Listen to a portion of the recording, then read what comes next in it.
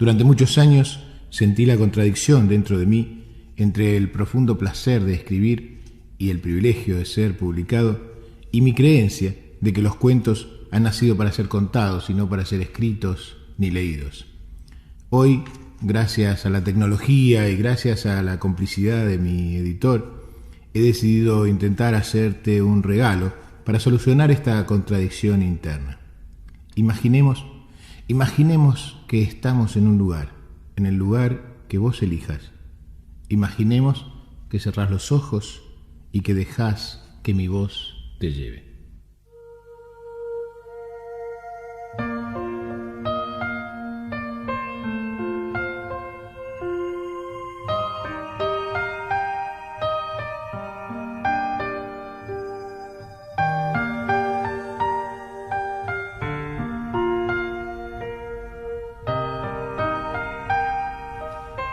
El buscador.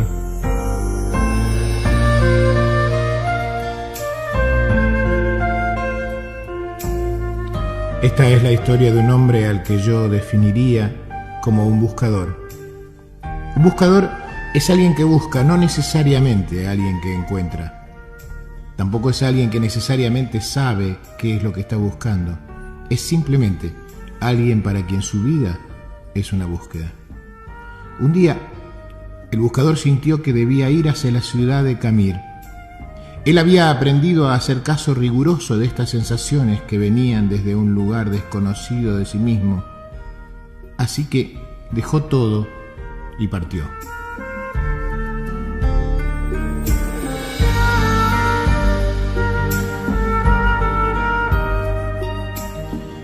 Después de 2 días de marcha por los polvorientos caminos, divisó a lo lejos la ciudad de Camir. Un poco antes de llegar al pueblo, una colina a la derecha del sendero le llamó la atención. Estaba tapizada de un verde maravilloso y había un montón de árboles, pájaros y flores encantadores. La rodeaba por completo una especie de valla pequeña de madera lustrada. La pequeña portezuela de bronce lo invitaba a entrar. De pronto sintió que olvidaba el pueblo y sucumbió ante la tentación de descansar por un momento en aquel lugar. El buscador traspasó el portal y empezó a caminar lentamente entre las piedras blancas que estaban distribuidas como al azar entre los árboles. Dejó que sus ojos se posaran como mariposas en cada detalle de ese paraíso multicolor. Sus ojos eran los de un buscador, y quizás por eso descubrió sobre una de las piedras aquella inscripción: Abdul Tarek vivió 8 años, 6 meses, 2 semanas y 3 días. Se sobrecogió un poco al darse cuenta de que esa piedra no era simplemente una piedra, era una lápida. Sintió pena al pensar que un niño de tan corta edad estaba enterrado en ese lugar. Miró a su alrededor. El hombre se dio cuenta de que la piedra de al lado también tenía una inscripción. Se acercó a leerla. Decía: Yamir Khalib vivió 5 años, 8 meses y 3 semanas.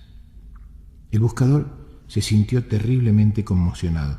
Este hermoso lugar era un cementerio y cada piedra una tumba. Una por una empezó a leer las lápidas. Todas tenían inscripciones similares, un nombre y el tiempo de vida exacto del muerto. Pero lo que lo conectó con el espanto fue comprobar que el que más tiempo había vivido sobrepasaba apenas los 11 años. Embargado por un dolor terrible, se sentó y lloró. El cuidador del cementerio, que pasaba por ahí, se acercó.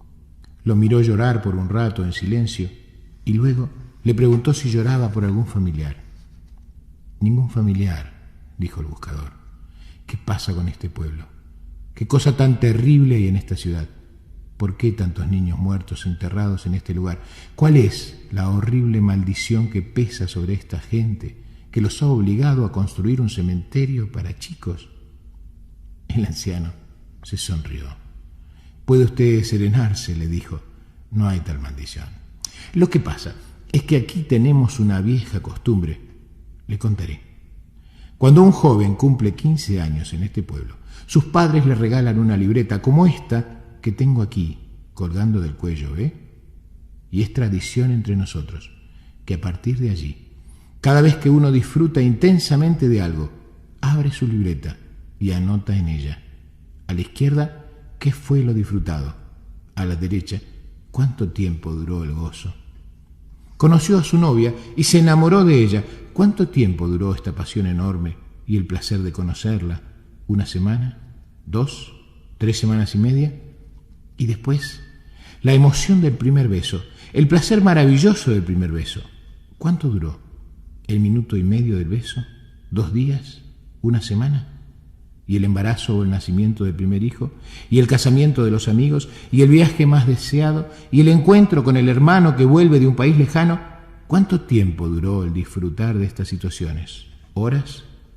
¿Días? Así, vamos anotando en la libreta cada momento que disfrutamos intensamente, cada momento. Cuando alguien se muere, es nuestra costumbre agarrar su libreta y sumar el tiempo de lo disfrutado, escribirlo sobre su tumba, porque ese es, para nosotros, el único y verdadero tiempo vivido.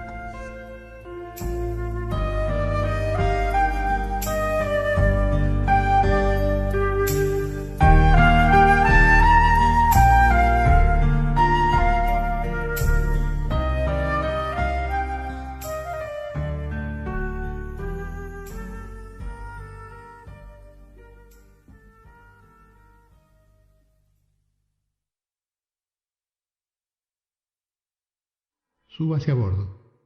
Este es el principio del viaje.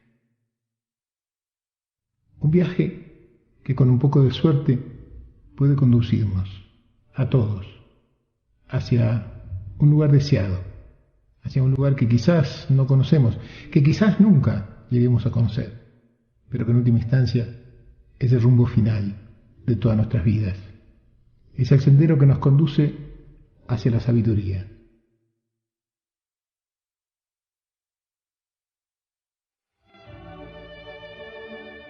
Este cuento llegó a mis manos hace unos meses por internet. Contaba en aquel entonces una historia muy parecida a esta, pero el sentido final del cuento era espantoso. De una maravillosa idea, alguien había hecho una horrible pancarta de discriminación y resentimiento. Algo parecido a lo que ocurre entre algunos amados cuando el camino deja de ser el mismo. Decidí, pues, como tantas otras veces, reescribir el relato para que llevara el mensaje que yo le creía merecedor.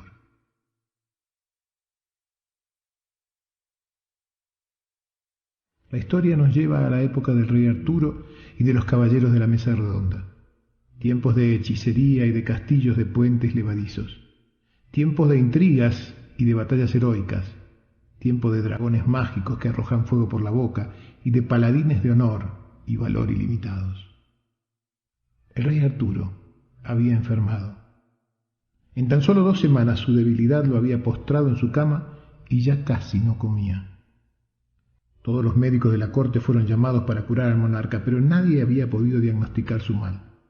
Pese a todos los cuidados, el buen rey empeoraba a cada momento.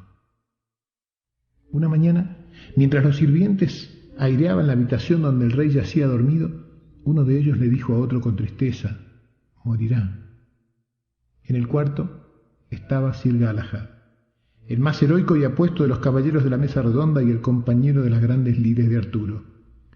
Galahad escuchó el comentario del sirviente y se puso de pie como un rayo. Tomó al hombre de las ropas y le gritó: «Jamás vuelvas a repetir esas palabras, ¿entiendes? El rey vivirá, el rey se recuperará. Solo necesitamos encontrar al médico que conozca su mal, ¿oíste?» El sirviente, temblando, se animó a contestar: «Lo que pasa, Sire, es que Arturo no está enfermo, está embrujado».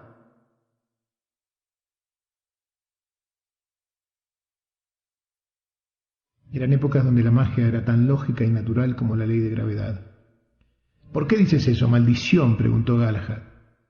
«Tengo muchos años, mi señor, y he visto decenas de hombres y mujeres en esta situación. Solamente uno de ellos ha sobrevivido. Eso quiere decir que existe una posibilidad. Dime cómo lo hizo ese, el que escapó de la muerte». Se trata de conseguir un brujo más poderoso que el que realizó el conjuro. Si eso no se hace, el hechizado muere. Pues debe haber en el reino un hechicero poderoso, dijo Galahad. Pero si no está en el reino, lo iré a buscar al otro lado del mar y lo traeré. Que yo sepa, dijo el sirviente, hay solamente 2 personas tan poderosas como para curar a Arturo. Uno es Merlín, que aun en el caso de que se encontrara, tardaría 2 semanas en venir, y no creo que nuestro rey pueda soportar tanto. ¿Y la otra persona? El viejo sirviente bajó la cabeza, moviéndola de un lado a otro negativamente. La otra persona es la bruja de la montaña. Pero aun cuando alguien fuera suficientemente valiente para ir a buscarla, lo cual dudo, ella jamás vendría a curar al rey que la expulsó del palacio hace tantos años. La fama de la bruja era realmente siniestra. Se sabía que era capaz de transformar en su esclavo al más bravo guerrero con solo mirarlo en los ojos. Se decía que con solo tocarla se le helaba a uno la sangre en las venas. Se contaba que hervía a la gente en aceite para comerse su corazón. Pero Arturo era el mejor amigo que Galahad tenía en su vida. Había batallado a su lado cientos de veces. Había escuchado sus penas más banales y las más profundas. No había riesgo que él no corriera por salvar a su soberano, a su amigo y a la mejor persona que había conocido.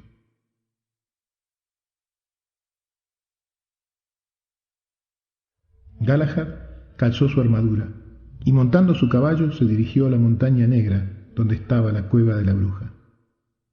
Apenas cruzó el río, notó que el cielo empezaba a oscurecerse. Nubes opacas y densas parecían ancladas al pie de la montaña. Al llegar a la cueva, la noche parecía haber caído a pleno día. Galahad desmontó, caminó hacia el agujero en la piedra. Verdaderamente, el frío sobrenatural que salía de la gruta y el olor fétido que emanaba del interior lo obligaron a replantear su empresa. Pero el caballero resistió. Siguió avanzando por el piso encharcado y el lúgubre túnel. De vez en cuando, el aleteo de un murciélago lo llevaba a cubrirse instintivamente la cara. Tras 15 minutos de marcha, el túnel se abrió en una enorme caverna impregnada de un olor acre y de una luz amarillenta generada por cientos de velas encendidas. En el centro, revolviendo una olla humeante, estaba la bruja. Era una típica bruja de cuento, tal y como se lo había descrito su abuela en aquellas historias de terror que le contaban su infancia para dormir y que lo desvelaban fantaseando la lucha contra el mal que emprendería cuando tuviera edad para ser caballero de la corte. Allí estaba, encorvada, vestida de negro, con las manos alargadas y huesudas, terminadas en larguísimas uñas que parecían garras, los ojos pequeños, la nariz ganchuda, el mentón prominente y la actitud que encarnaba el espanto. Apenas Galahad entró, sin siquiera mirarlo, la bruja le gritó: «Vete antes de que te convierta en un sapo o en algo peor». «Es que he venido a buscarte», dijo Galahad. «Necesito ayuda para mi amigo, que está muy enfermo». Rió la bruja. «El rey está embrujado, y a pesar de que no he sido yo quien ha echado el conjuro, nada hay que puedas hacer para evitar su muerte. Pero tú eres más poderosa que quien hizo el conjuro. Tú podrías salvarlo», argumentó Galahad. «¿Por qué haría yo tal cosa?», preguntó la bruja, recordando con resentimiento el desprecio del rey. «Por lo que pidas», dijo Galahad. «Me ocuparé personalmente de que se te pague el precio que exijas». La bruja miró al caballero. Era ciertamente extraño tener a semejante personaje en su cueva pidiéndole ayuda.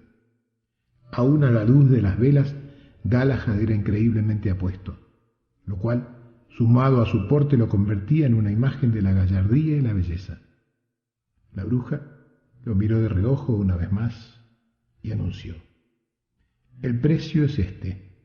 Si curo al rey, y solamente si lo curo, lo que pidas», dijo Galahad. «Si curo al rey, quiero que te cases conmigo». Galahad estremeció. No concebía la idea de pasar el resto de sus días conviviendo con la bruja. Y sin embargo, era la vida de Arturo. ¿Cuántas veces su amigo le había salvado la vida en una batalla? Le debía no una, sino 100 veces su vida. Además, el reino necesitaba mucho más de Arturo que de un Galahad feliz. Sea, dijo el caballero, si curas a Arturo, te desposaré. Te doy mi palabra, pero por favor, apúrate. Temo llegar al castillo y que sea tarde para salvarlo. En silencio, la bruja tomó una maleta, puso unos cuantos polvos y brebajes en su interior, recogió una bolsa de cuero llena de extraños ingredientes y se dirigió al exterior seguida por Galahad. Al llegar afuera, Sir Galahad trajo su caballo y, con el cuidado de quien trata a una reina, ayudó a la bruja a montar en la grupa. Montó a su vez y empezó a galopar hacia el castillo del rey. Una vez en el castillo, gritó al guardia para que bajara el puente, y éste, no sin cierta resistencia, lo hizo. Franqueado por la gente de aquella fortaleza, que murmuraba sin poder creer lo que veía, o se apartaba para no cruzar su mirada con la horrible mujer, Galahad llegó a la puerta de acceso a las habitaciones reales. Con la mano impidió que la bruja se bajara por sus propios medios y se apuró a darle el brazo para ayudarla. Ella se sorprendió, lo miró casi con sarcasmo. Si es que vas a ser mi esposa, le dijo, es bueno que empieces a ser tratada como tal. Apoyada en el brazo de él, la bruja entró en la recámara real. El rey había empeorado desde la partida de Galahad. Ya no despertaba ni se alimentaba. Galahad mandó a todos a abandonar la habitación. El médico personal del rey pidió permanecer y el caballero consintió. La bruja se acercó al cuerpo de Arturo, lo olió, dijo algunas palabras extrañas y luego preparó un brebaje de un desagradable color verde que mezcló con un junco. Cuando intentó darle de beber el líquido al enfermo, el médico le tomó la mano con dureza. No, no, dijo, yo soy el médico y no confío en brujerías. Fuera de... Y seguramente habría continuado diciendo de este castillo, pero no llegó a hacerlo. Galahad estaba a su lado con la espada cerca del cuello del médico. Lo miraba furiosamente. No toques a esa mujer, dijo el caballero. El que se va eres tú. Ahora, gritó. El médico huyó asustado. La bruja acercó la botella a los labios del rey y dejó caer el contenido en su boca. ¿Y ahora? Preguntó Galahad. Ahora hay que esperar, dijo la bruja. Ya en la noche, el caballero se quitó la capa y armó con ella un pequeño lecho a los pies de la cama del rey. Él se quedaría en la puerta de acceso cuidando de ambos. La noche fue larga, pero a la mañana siguiente, por primera vez en muchos días, el rey despertó. ¡Comida!, gritó. ¡Quiero comer! ¡Tengo mucha hambre! Buenos días, majestad, saludó Galahad con una sonrisa mientras hacía sonar la campanilla para llamar a la servidumbre. Mi querido amigo, dijo el rey, siento tanta hambre que parece que no hubiera comido en semanas. No comiste en semanas, le confirmó Galahad. En eso, a los pies de la cama del rey, apareció la imagen de la bruja mirándolo con una mueca que seguramente reemplazaba en ese rostro a la sonrisa. Arturo creyó que era una alucinación. Cerró los ojos y se los refregó hasta comprobar que en efecto la bruja estaba allí, en su propio cuarto. Te he dicho cientos de veces que no quería verte cerca del palacio. Fuera de aquí, ordenó el rey. Perdón, majestad, dijo Galahad.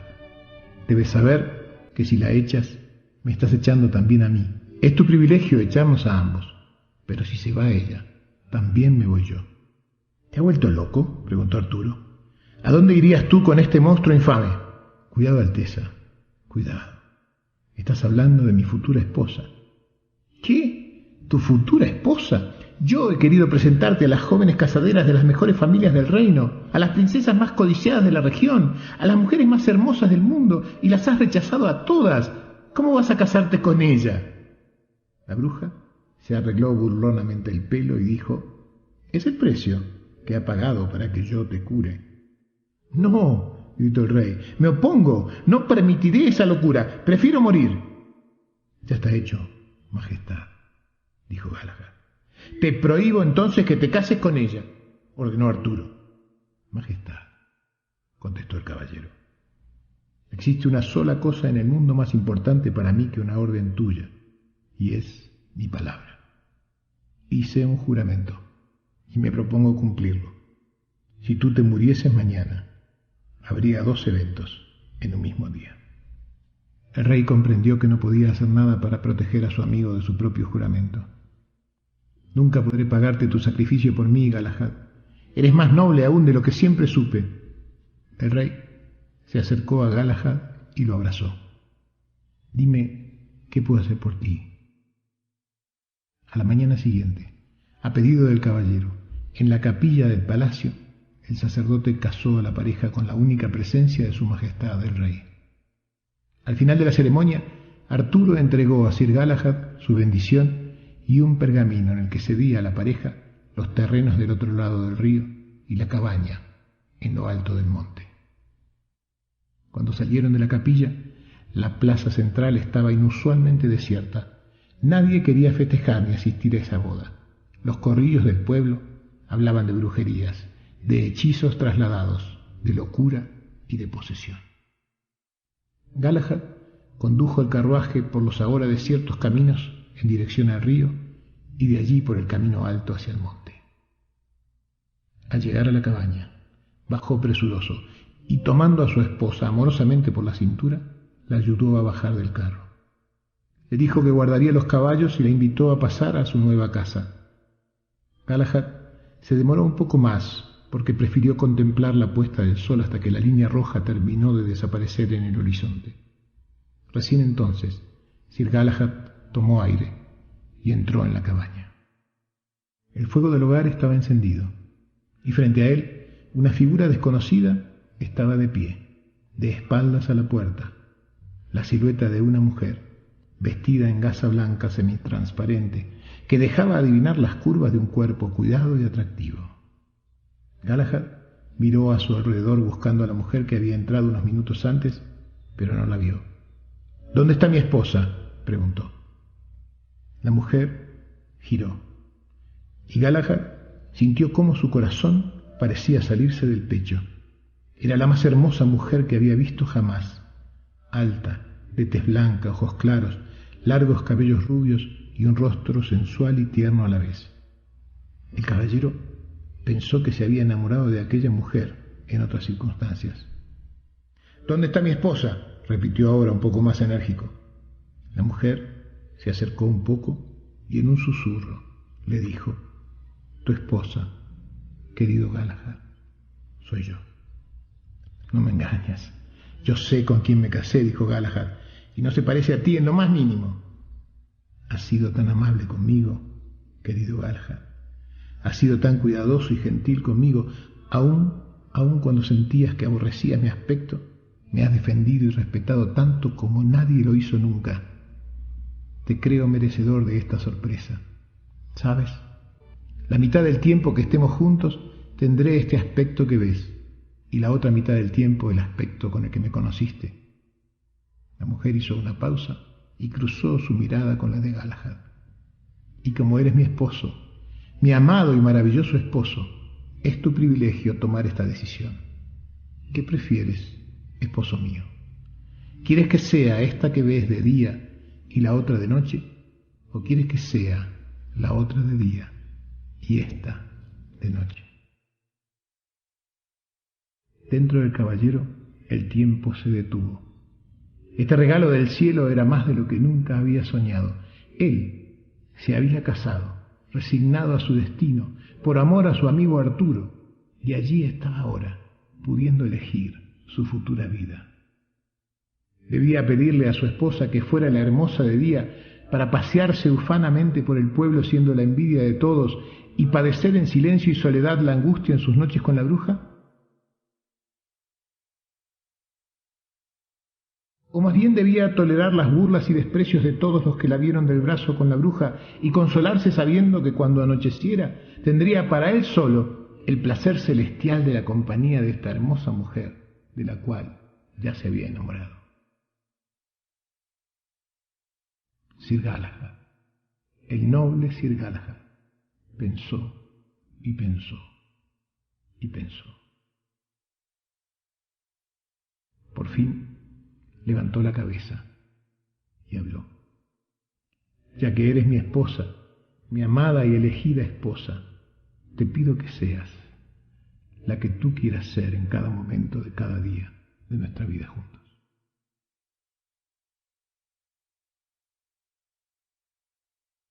Cuenta la leyenda que cuando la hermosa mujer se dio cuenta de que era libre de elegir, decidió ser siempre la misma, que no solo era la más bella y la más sabia de las dos, sino también, casualmente, la que más le gustaba a su amado. Y es así, que cada vez que uno de nosotros decide ser quien es, toma el compromiso consigo mismo de ser definitiva, total y auténticamente quien es. Cada vez que nos encontramos con un otro que con el corazón entre las manos nos autoriza a ser quienes somos, invariablemente nos transformamos. Abandonamos para siempre las horribles brujas y los malditos ogros que anidan en nuestra sombra para que al desaparecer dejen lugar a los más bellos, amorosos y fascinantes caballeros y princesas que yacen a veces dormidos dentro de nosotros. Hermosos seres que al principio aparecen para ofrecerlos a la persona amada, pero que terminan infaliblemente adueñándose de nuestra vida y habitándonos permanentemente. Y elijo esta historia porque en su planteo metafórico encuentro reflejado el proceso que de alguna manera describo en todo este libro. Es, pues, a partir de ser quien uno es, que la belleza aparece en nosotros. Es a partir de descubrir que somos libres, que podemos volvernos más sabios. Hace un año venía trabajando yo en una investigación sobre el tema de la relación entre el talento y la suerte. Garabateando unas notas, me di cuenta de la necesidad de definir eso que llamábamos talento y diferenciarlo de lo que usualmente solemos conocer como el saber. Con este motivo, y disparado por esa inquietud, empecé a leer lo que otros, maestros, intelectuales, filósofos y sabios, habían dicho sobre la sabiduría. Y sucedió lo que otras veces, llevado por mi pasión, abandoné lo que hacía para dejarme seducir por este nuevo tema. De la mano de Aristóteles, Heráclito, Lao Tse, Nietzsche, Osho y muchos otros, descubrí muchas cosas que no sabía. Confirmé muchas que me hacían dudar y ordené unas pocas que ya me habitaban. Pensando en compartir, como siempre, lo poco que aprendo, me animé a hacer con estas ideas brillantes de hombres y mujeres lo que alguna vez hice con los cuentos. Tomar sus conceptos, alargar sus ideas, cambiar sus formas y ponerle mis palabras, para que este viaje de la ignorancia a la sabiduría se vuelva un libro. Encontraremos en él 3 desafíos. El primero, el de dirigirnos cada vez más rumbo al aprendizaje de vida. Abandonar algunos lugares confortables por la a veces incómoda rebeldía del buscador. El segundo desafío es el de aceptar que todos somos o hemos sido ignorantes y por ello aprender a ayudar amorosamente a otros a que empiecen su viaje. El último desafío, el de aprender a desconfiar con inteligencia de todo lo que dice este libro, como manera única de buscar la verdad. Aunque debo agregar, empieza por cuestionar también estos desafíos.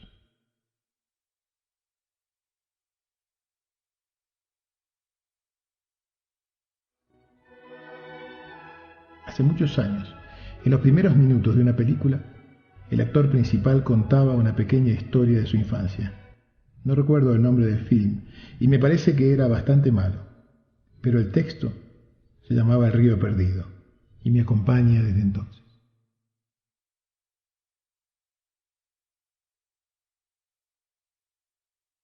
Decía el actor, fumando una pipa de mazorca, vestido un poco desprolijamente, decía él más o menos así. Cuando yo tenía 8 años, encontré el río perdido. Nadie sabía dónde estaba. Nadie en mi condado podía decirte cómo llegar, pero todos hablaban de él. Cuando llegué por primera vez al río perdido, me di cuenta rápidamente de que estaba allí. Uno se da cuenta cuando llega. Es el lugar más hermoso que jamás vi. Había árboles que caían sobre el río y algunos peces enormes navegaban en aguas transparentes. Así que me saqué la ropa y me tiré al río y nadé entre los peces y sentí el brillo del sol en el agua y sentí que estaba en el paraíso. Me pasé allí toda la tarde y me fui marcando el camino hasta llegar a mi casa. Cuando estuve ahí le dije a mi padre: «Papá, encontré el río perdido». Mi papá me miró. Rápidamente se dio cuenta de que no mentía. Entonces me acarició la cabeza y me dijo: «Yo tenía más o menos tu edad cuando lo vi por primera vez. Siempre quise volver y nunca pude encontrar de nuevo la ruta». Y yo le dije: «No te preocupes, yo marqué el camino, papá. Dejé huellas y corté ramas, así que podremos volver juntos».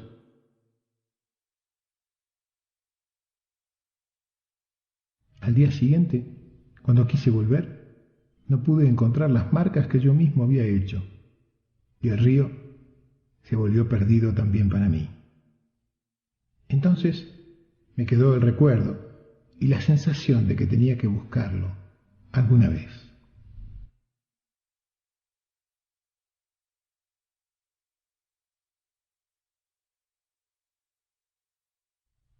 Dos años después, una tarde de otoño, fuimos a la dirección de guardaparques del condado.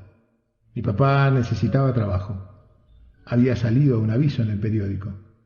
Bajamos a un sótano y mientras mi padre esperaba en una fila para ser entrevistado, vi que en una pared había un mapa enorme que reproducía cada lugar del condado. Cada montaña, cada río, cada accidente geográfico estaba ahí. Así que me acerqué con mis hermanos, que eran menores, para tratar de mostrarles el río perdido, tratar de encontrarlo en el mapa. Buscamos y buscamos, pero sin éxito. Entonces se acercó un guardaparques grandote con bigotes que me dijo: «¿Qué estás buscando, hijo?» «Buscamos el río perdido», dije yo, esperando su ayuda. Pero el hombre respondió: «No existe ese lugar». «¿Cómo que no existe? Si yo nadé allí». Entonces el hombre me dijo: «Nadaste en el río Rojo».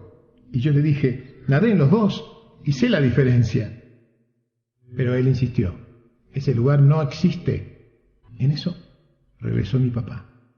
Le tiré del pantalón y le dije: «Dile, papá, dile que existe el río perdido, dile». Y entonces el señor de uniforme me dijo mientras miraba a mi padre: «Mira, niño, este país depende de que los mapas se atengan a la realidad. Cualquier cosa que existiera y no estuviera aquí en el mapa del Servicio Oficial de Guardabosques del Estado sería una amenaza contra la seguridad del país. Así que en este mapa dice que el río perdido no existe, y entonces el río perdido no existe». Yo seguí tirando de la manga de mi papá y le dije: «Dile, papá, dile».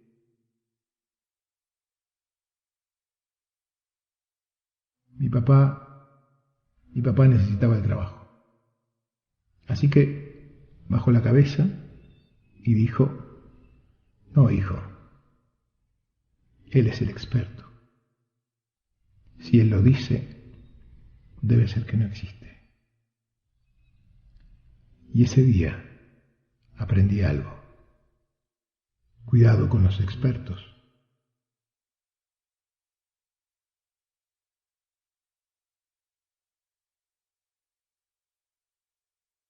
Si tú nadaste en un lugar, si mojaste tu cuerpo en un río, si te bañaste de sol en una orilla, no dejes que ningún experto te convenza de que ese lugar no existe.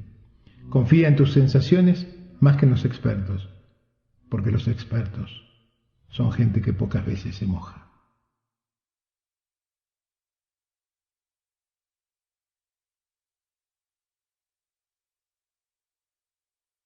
Y recuerdo la película, y recuerdo la cara del actor mirando a la cámara, y recuerdo mi sensación al escucharlo, y repito sus palabras: no confíes en los expertos, no confíes en mí, no confíes en Osho, ni en Platón, ni en Lao Tse, ni en Nietzsche.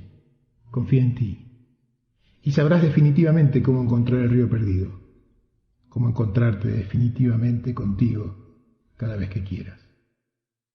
Ojalá este libro te sea tan útil como lo fue para mí escribirlo.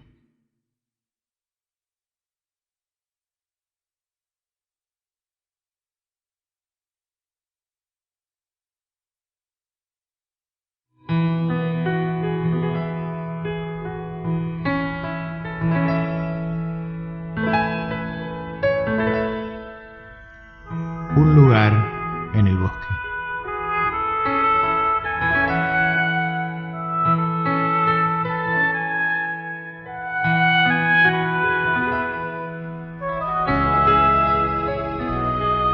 Esta historia nos cuenta de un famoso rabino jasídico, Baal Shem Tov. Baal Shem Tov era muy conocido dentro de su comunidad porque todos decían que él era un hombre tan piadoso, tan bondadoso, tan casto, tan puro, que Dios escuchaba sus palabras cuando él hablaba. Se había hecho una tradición en este pueblo. Todos los que tenían un deseo insatisfecho o necesitaban algo que no habían podido conseguir, iban a ver al rabino. Y entonces Baal Shem Tov se reunía con ellos una vez por año en un día especial que él elegía. Los llevaba a todos juntos a un lugar único que él conocía en medio del bosque, y una vez allí, cuenta la leyenda, que Baal Shem Tov armaba con ramas y hojas un fuego de una manera muy particular y muy hermosa, y entonaba después una oración en voz baja, muy baja, como si fuera para él mismo. Y dicen que a Dios le gustaban tanto estas palabras que el Baal Shem Tov decía, que se fascinaba tanto con el fuego armado de esa manera, que quería tanto a esa reunión de gente en ese mismo lugar en el bosque, que no podía resistir el pedido del rabino y concedía los deseos de todas las personas que ahí estaban. Cuando el rabino murió, la gente se dio cuenta de que nadie sabía las palabras que el Baal Shem Tov decía cuando iban juntos a pedir algo, pero conocían el lugar en el bosque, sabían cómo armar el fuego. Una vez por año, siguiendo la tradición que Baal Shem Tov había instituido, todos los que tenían necesidades y deseos insatisfechos se reunían en ese mismo lugar en el bosque, prendían el fuego de la manera en que habían aprendido del viejo rabino, y como no conocían las palabras, cantaban cualquier canción, o recitaban un salmo, o se miraban y hablaban de cualquier cosa en ese mismo lugar alrededor del fuego. Y dicen que Dios gustaba tanto del fuego encendido, gustaba tanto de ese lugar en el bosque y de esa gente reunida, que aunque nadie decía las palabras adecuadas, igual concedía los deseos de todos los que ahí estaban.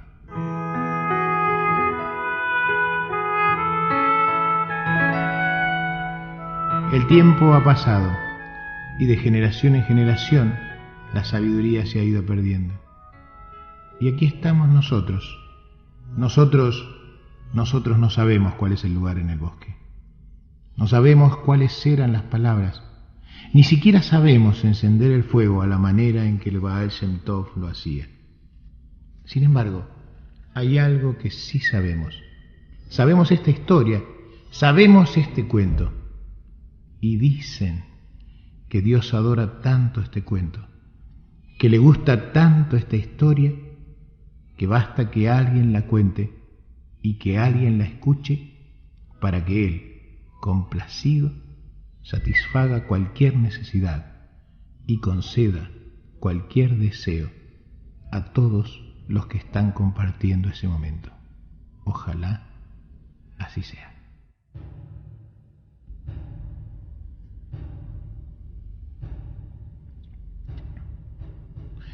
El temido enemigo.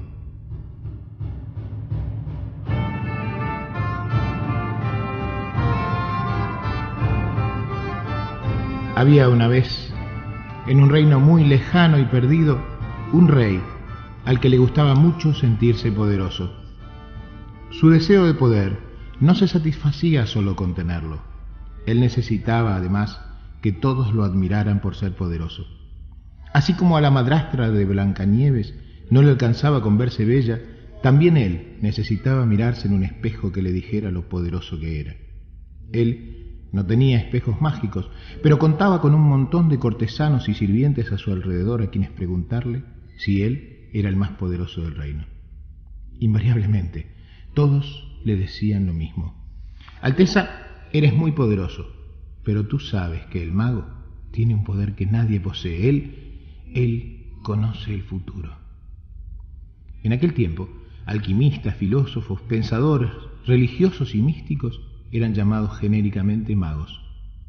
El rey estaba muy celoso del mago del reino, pues aquel no solo tenía fama de ser un hombre bueno y generoso, sino que además el pueblo entero lo amaba, lo admiraba y festejaba que él existiera y viviera allí. No decían lo mismo del rey, quizás porque necesitaba demostrar que él era quien mandaba. El rey no era justo ni ecuánime y mucho menos bondadoso. Un día, cansado de que la gente le contara lo poderoso y querido que era el mago, o motivado por esa mezcla de celos y temores que genera la envidia, el rey urdió un plan. Organizaría una gran fiesta a la cual invitaría al mago, y después de la cena pediría la atención de todos, llamaría al mago al centro del salón y delante de los cortesanos le preguntaría si era cierto que sabía leer el futuro. El invitado tendría dos posibilidades: decir que no, defraudando así la admiración de los demás, o decir que sí, confirmando el motivo de su fama. El rey estaba seguro de que escogería la segunda posibilidad. Entonces le pediría que le dijera la fecha en la que el mago del reino iba a morir.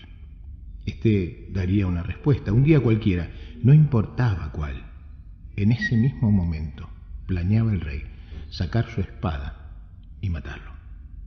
Conseguiría con esto dos cosas de un solo golpe. La primera, deshacerse de su enemigo para siempre. La segunda, demostrar que el mago no había podido adelantarse al futuro, ya que se había equivocado en su predicción. Se acabarían en una sola noche el mago y el mito de sus poderes. Los preparativos se iniciaron enseguida, y muy pronto el día del festejo llegó.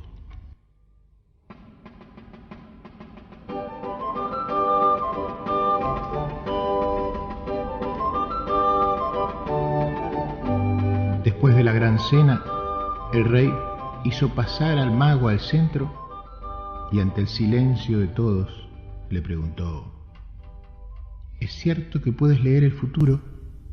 Un poco, dijo el mago. ¿Y puedes leer tu propio futuro?, preguntó el rey. Un poco, dijo el mago. Entonces, quiero que me des una prueba, dijo el rey. ¿Qué día morirás? ¿Cuál es la fecha de tu muerte?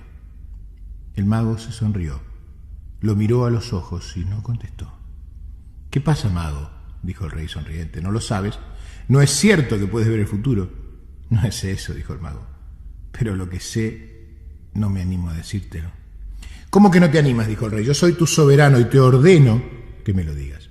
Debes darte cuenta de que es muy importante para el reino saber cuándo perderemos a sus personajes más eminentes. Contéstame, pues, ¿cuándo morirá el mago del reino? Luego de un tenso silencio, el mago lo miró y dijo: no puedo precisarte la fecha, pero sé que el mago morirá exactamente un día antes que el rey.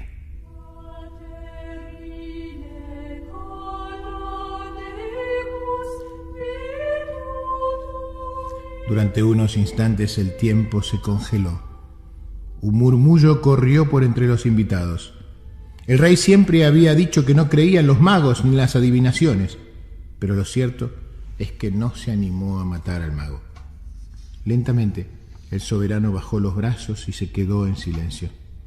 Los pensamientos se agolpaban en su cabeza. Se dio cuenta de que se había equivocado. Su odio había sido el peor consejero. Alteza, te has puesto pálido. ¿Qué te sucede?, preguntó el invitado. Me siento mal, contestó el monarca. Voy a ir a mi cuarto. Te agradezco que hayas venido. Y con un gesto confuso giró en silencio encaminándose a sus habitaciones. El mago era astuto. Había dado la única respuesta que evitaría su muerte. ¿Habría leído su mente? La predicción no podía ser cierta, pero ¿y si lo fuera? Estaba aturdido. Se le ocurrió que sería trágico que le pasara algo al mago camino a su casa. El rey volvió sobre sus pasos y dijo en voz alta: mago, eres famoso en el reino por tu sabiduría. Te ruego que pases esta noche en el palacio. Debo consultarte por la mañana sobre algunas decisiones reales. Majestad, será un gran honor, dijo el invitado con una reverencia. El rey dio órdenes a sus guardias personales para que acompañaran al mago hasta las habitaciones de huéspedes en el palacio y para que custodiasen su puerta, asegurándose de que nada pasara. Esa noche, el soberano no pudo conciliar el sueño. Estuvo muy inquieto pensando qué pasaría si el mago le hubiera caído mal la comida, o si se hubiera hecho daño accidentalmente durante la noche, o si simplemente le hubiera llegado su hora. Bien temprano en la mañana, el rey golpeó en las habitaciones de su invitado. Él nunca en su vida había pensado en consultar ninguna de sus decisiones, pero esta vez, en cuanto el mago lo recibió, hizo la pregunta. ¿Necesitaba una excusa? Y el mago, que era un sabio, le dio una respuesta correcta, creativa y justa.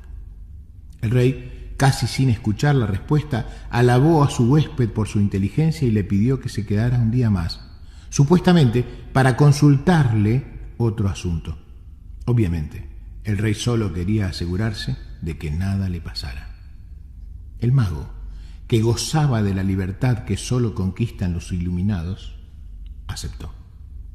Desde entonces, todos los días por la mañana o por la tarde, el rey iba hasta las habitaciones del mago para consultarlo y lo comprometía para una nueva consulta al día siguiente. No pasó mucho tiempo antes de que el rey se diera cuenta de que los consejos de su nuevo asesor eran siempre acertados y terminara, casi sin notarlo, teniéndolos en cuenta en cada una de las decisiones.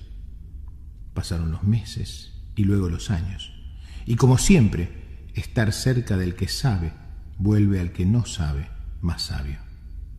Así fue. El rey poco a poco se fue volviendo más y más justo. Ya no era despótico ni autoritario. Dejó de necesitar sentirse poderoso y seguramente, por ello, dejó de necesitar demostrar su poder. Empezó a aprender que la humildad también podía ser ventajosa.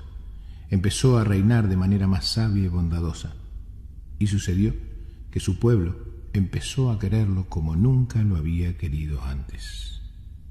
El rey ya no iba a ver al mago investigando por su salud. Iba realmente para aprender, para compartir una decisión o simplemente para charlar, porque el rey y el mago habían llegado a ser excelentes amigos. Un día, a más de 4 años de aquella cena y sin motivo, el rey recordó. Recordó aquel plan que alguna vez surgió para matar a su entonces más odiado enemigo, y se dio cuenta de que no podía seguir manteniendo este secreto sin sentirse un hipócrita. El rey tomó coraje y fue hasta la habitación del mago. Golpeó la puerta y apenas entró, le dijo: «Hermano, tengo algo para contarte que me oprime el pecho». «Dime», dijo el mago, «alivia tu corazón. Aquella noche, cuando te invité a cenar y te pregunté sobre tu muerte, yo no quería en realidad saber sobre tu futuro. Planeaba matarte y frente a cualquier cosa que me dijeras, porque quería que tu muerte inesperada desmistificara para siempre tu fama de adivino. Te odiaba porque todos te amaban. Estoy tan avergonzado. Aquella noche no me animé a matarte. Y ahora que somos amigos y más que amigos hermanos, me aterra pensar lo que hubiera perdido si lo hubiera hecho». El rey bajó la cabeza. «Hoy he sentido que no puedo seguir ocultándote mi infamia. Necesité decirte todo esto para que tú me perdones o me desprecies, pero sin ocultamientos». El mago lo miró y le dijo: «Has tardado mucho tiempo en poder decirme esto, pero de todas maneras me alegra que lo hayas hecho, porque esto es lo único que me permitirá decirte que ya lo sabía. Cuando me hiciste la pregunta y bajaste tu mano sobre el puño de tu espada, fue tan clara tu intención que no hacía falta ser adivino para darse cuenta de lo que pensabas hacer». El mago sonrió y puso su mano en el hombro del rey. «Como justo pago a tu sinceridad, debo decirte que yo también te mentí. Te confieso hoy que inventé esa absurda historia de mi muerte antes de la tuya para darte una lección que recién hoy estás en condiciones de aprender. Quizás la más importante cosa que yo te haya enseñado nunca. Vamos por el mundo odiando y rechazando aspectos de los otros y hasta de nosotros mismos que creemos despreciables, amenazantes o inútiles. Y sin embargo, si nos damos tiempo, terminaremos dándonos cuenta de lo mucho que nos costaría vivir sin aquellas cosas que en un momento rechazamos. Tu muerte, querido amigo, llegará justo el día de tu muerte y ni un minuto antes. Es importante que sepas que yo estoy viejo y que mi día seguramente se acerca. No hay ninguna razón para pensar que tu partida deba estar atada a la mía. Son nuestras vidas las que se han ligado y no nuestras muertes. El rey y el mago se abrazaron y festejaron brindando por la confianza que cada uno sentía en esta relación que habían sabido construir juntos. Cuenta la leyenda que misteriosamente esa misma noche el mago murió durante el sueño.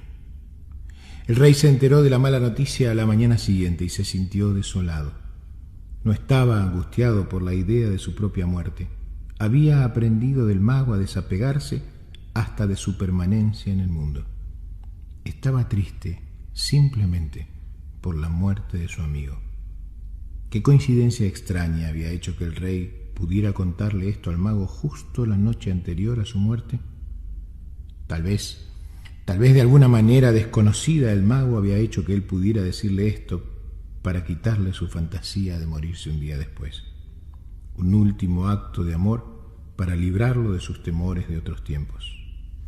Cuentan que el rey se levantó y que con sus propias manos cavó en el jardín bajo su ventana una tumba para su amigo el mago. Enterró allí su cuerpo y el resto del día se quedó al lado del montículo de tierra llorando como se llora ante la pérdida de los seres más queridos. Y recién entrada la noche, el rey volvió a su habitación. Cuenta la leyenda que esa misma noche, 24 horas después de la muerte del mago, el rey murió en su lecho mientras dormía. Quizás de casualidad, quizás de dolor, quizás para confirmar la última enseñanza del maestro.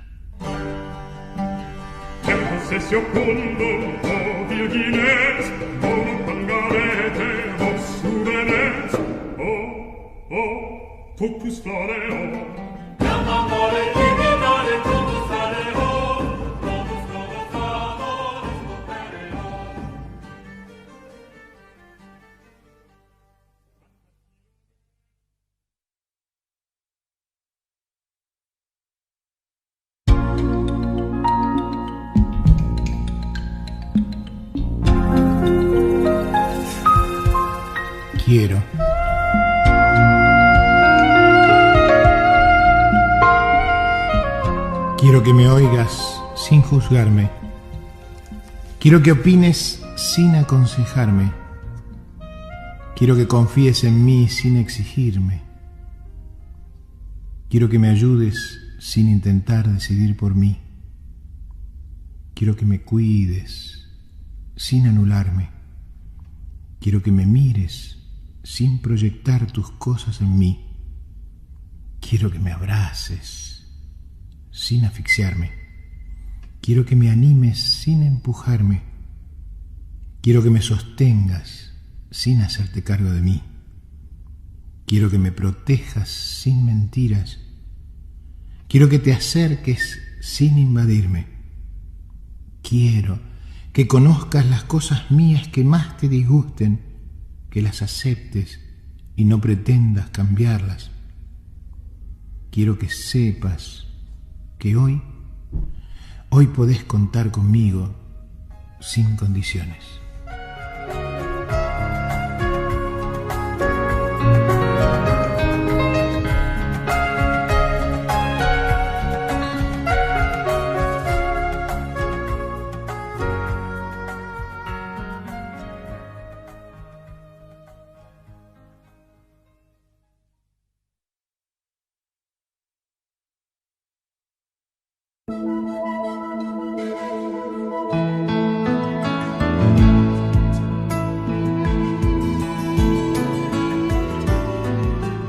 El oso.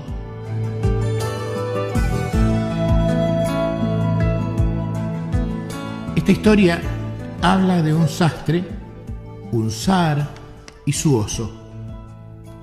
Un día, el zar descubrió que uno de los botones de su chaqueta preferida se había caído.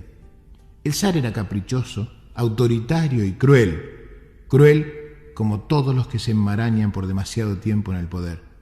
Así que, furioso por la ausencia del botón, mandó a buscar a su sastre y ordenó que a la mañana siguiente fuera decapitado por el hacha del verdugo.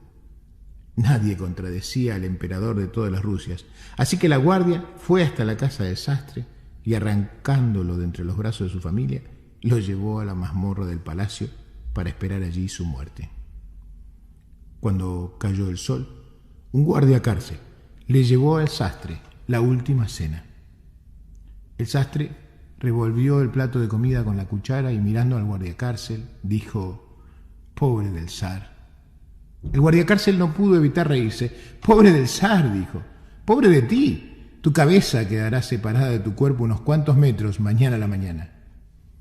«Sí lo sé, pero mañana en la mañana. El zar perderá mucho más que un sastre. El zar perderá la posibilidad de que su oso, la cosa que más quiere en el mundo, su propio oso, aprenda a hablar». «¿Tú sabes enseñarle a hablar a los osos?», preguntó el guardiacárcel sorprendido. «Un viejo secreto familiar», dijo el sastre. Deseoso de ganarse los favores del zar, el pobre guardia corrió a contarle al soberano su descubrimiento. El zar sabía enseñar a hablar a los osos. El zar se sintió encantado. Mandó rápidamente a buscar al sastre y le ordenó: «Enséñale a mi oso a hablar nuestro lenguaje». «Majestad», dijo el sastre, «mucho me gustaría complaceros, pero la verdad es que enseñar a hablar a un oso es una ardua tarea y lleva tiempo, y lamentablemente, tiempo es lo que menos tengo». El zar hizo un silencio y preguntó: «¿Cuánto tiempo llevaría el aprendizaje?». «Bueno, depende de la inteligencia del oso», dijo el sastre. «El oso es muy inteligente», interrumpió el zar. «De hecho, es el oso más inteligente de todos los osos de Rusia». «Bueno», musitó el sastre, «si el oso es inteligente, si siente deseos de aprender, yo creo que el aprendizaje duraría no menos de 2 años». El zar pensó un momento y luego ordenó: «Bien, tu pena será suspendida por 2 años. Mientras tanto, tú entrenarás al oso. Mañana empezarás». «Alteza», dijo el sastre, «si tú mandas al verdugo a ocuparse de mi cabeza, mañana estaré muerto y mi familia se las ingeniará para poder sobrevivir. Pero si me conmutas la pena, yo tendré que dedicarle el tiempo a trabajar. No podré dedicarme a tu oso. Debo mantener a mi familia». «Ese no es problema», dijo el zar. «A partir de hoy, durante 2 años, tú y tu familia estarán bajo la protección real. Serán vestidos, alimentados y educados con el dinero de la corte, y nada que necesiten o deseen les será negado. Pero eso sí, si dentro de 2 años el oso no habla, te arrepentirás de haber pensado en esta propuesta. Rogarás haber sido muerto por el verdugo. ¿Entiendes, verdad?». «Sí, Alteza». «Bien. Guardias», gritó el zar, «que lleven al sastre a su casa en el carruaje de la corte. Denle 2 bolsas de oro, comida y regalos para su niño. ¡Ya! ¡Fuera!». El sastre, en reverencia y caminando hacia atrás, comenzó a retirarse mientras musitaba agradecimientos. «No olvides», dijo el zar apuntándolo con el dedo a la frente, «si en 2 años el oso no habla, Alteza». Cuando todos en la casa del sastre lloraban por la pérdida del padre de familia, el hombre pequeño apareció en la casa, en el carruaje del zar, sonriente, eufórico y con regalos para todos. La esposa del sastre no cabía en su asombro. Su marido, que pocas horas antes había sido llevado al cadalso, volvía ahora exitoso, acaudalado y exultante. Cuando estuvieron a solas, el hombre le contó los hechos. «¡Estás loco!», chilló la mujer. «Enseñar a hablar al oso del zar. Tú, que ni siquiera has visto un oso de cerca, estás loco. Enseñar a hablar al oso, loco, estás loco». «Calma, mujer, calma», le dijo el sastre. «Mira, me iban a cortar la cabeza mañana al amanecer. Ahora tengo 2 años. En 2 años pueden pasar tantas cosas en 2 años. En 2 años», siguió el sastre, «en 2 años se puede morir el zar, me puedo morir yo. Y lo más importante, por ahí el oso habla».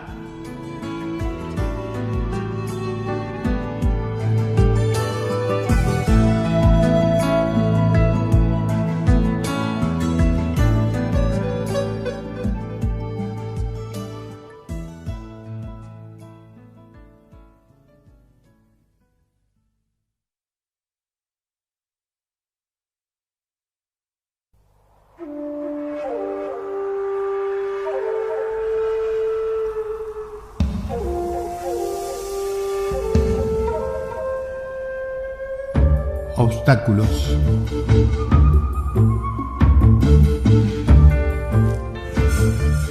Voy andando por un sendero. Dejo que mis pies me lleven. Mis ojos se posan en los árboles, en los pájaros, en las piedras. En el horizonte se recorta la silueta de una ciudad. Agudizo la mirada para distinguirla bien. Siento que la ciudad me atrae. Sin saber cómo, me doy cuenta de que en esta ciudad puedo encontrar todo lo que deseo. Todas mis metas, mis objetivos y mis logros, mis ambiciones y mis sueños están en esa ciudad.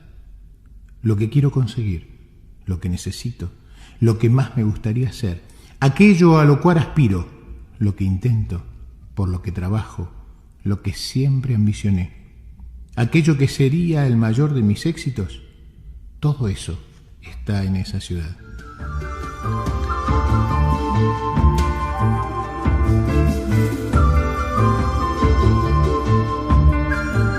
Sin dudar, empiezo a caminar hacia ella.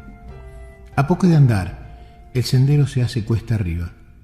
Siento que me canso un poco más, pero no importa. Sigo. Diviso una sombra negra más adelante en el camino. Al acercarme, veo que una enorme zanja impide mi paso. Temo. Dudo. Me enoja que mi meta no pueda conseguirse fácilmente. De todas maneras, decido saltar la zanja. Retrocedo, tomo impulso y salto. Consigo pasarla. Me repongo. Sigo caminando. Unos metros más adelante aparece otra zanja. Vuelvo a tomar carrera y también la salto. Corro hacia la ciudad. El camino parece despejado. De pronto me sorprende un abismo que detiene mi camino. Me detengo. Imposible saltarlo. Veo que a un costado hay maderas, clavos y herramientas.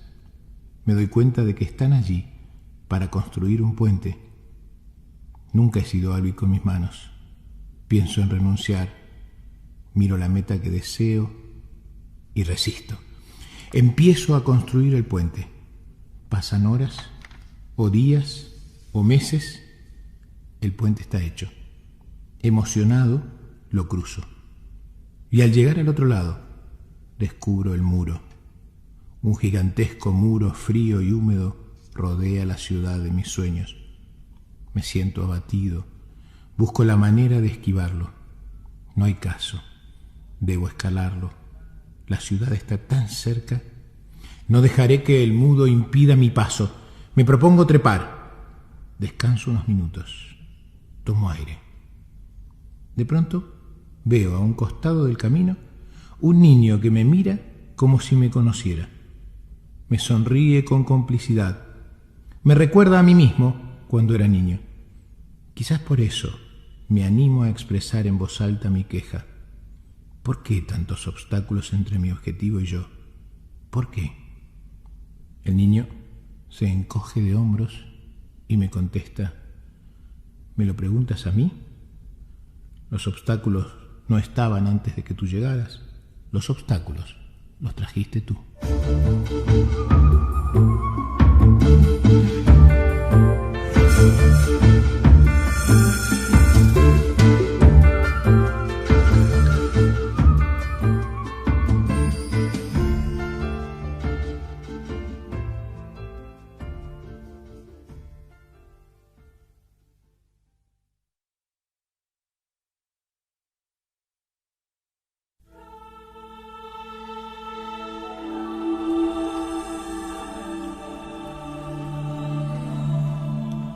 Codicia.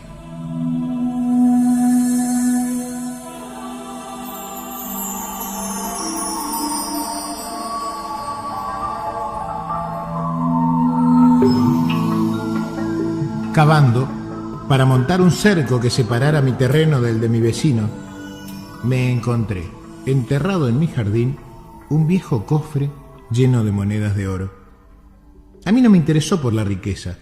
Me interesó por lo extraño del hallazgo. Nunca he sido ambicioso y no me importan demasiado los bienes materiales. Pero igual desenterré el cofre, saqué las monedas y las lustré. Estaban tan sucias y arrumbadas las pobres. Mientras las apilaba sobre mi mesa prolijamente, las fui contando.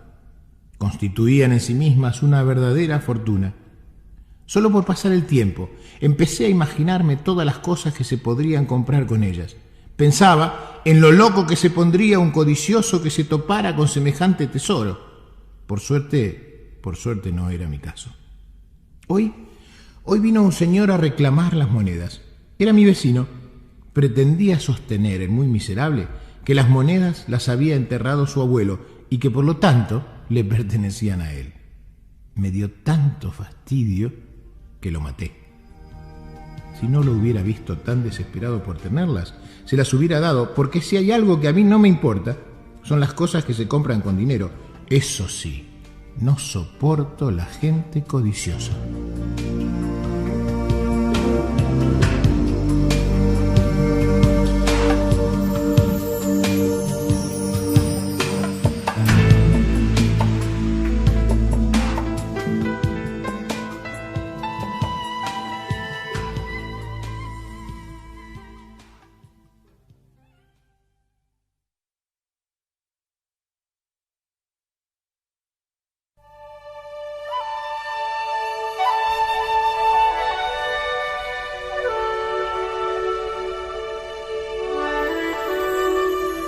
La tristeza y la furia.